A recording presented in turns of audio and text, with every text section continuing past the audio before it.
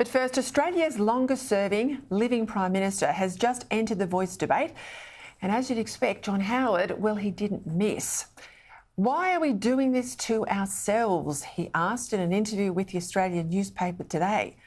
I am affronted, says Howard, that there's such deceit and that there's such an unwillingness to roll up your sleeves and explain what's involved.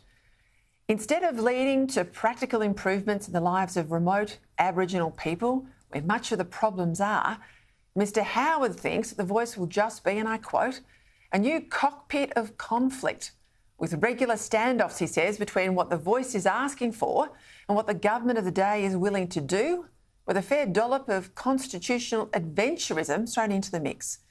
Now, of course, John Winston Howard is right. When it isn't demanding the rest of the Uluru agenda, that's treaties and reparations meaning compensation, and rewriting Australian history, starting with the abolition of Australia Day, the Voice will be demanding more money and more special treatment from Aboriginal people from government. Even though it's Indigenous separatism and collectivism that's at the heart of the problems today, and why all the spending of at least $30 billion a year hardly seems to make any difference. Government is not the answer to the problems of individual people, especially if it's assuming that they should continue to live in remote places with no economic base and hardly any jobs. Individuals are going to have to take more responsibility for their own lives, and that applies to Aboriginal people as much as it does everyone else.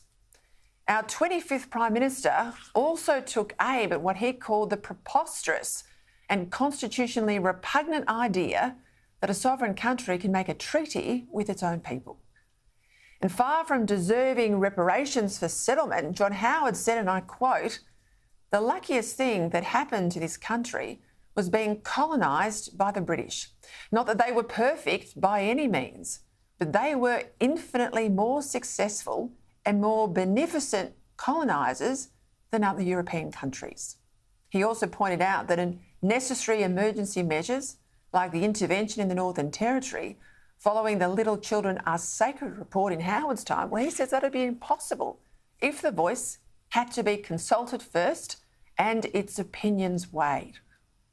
Joining the mainstream is the best way forward for Aboriginal people, said Howard, as it is for all those who are currently marginalised, regardless of the colour of their skin or any other distinguishing feature.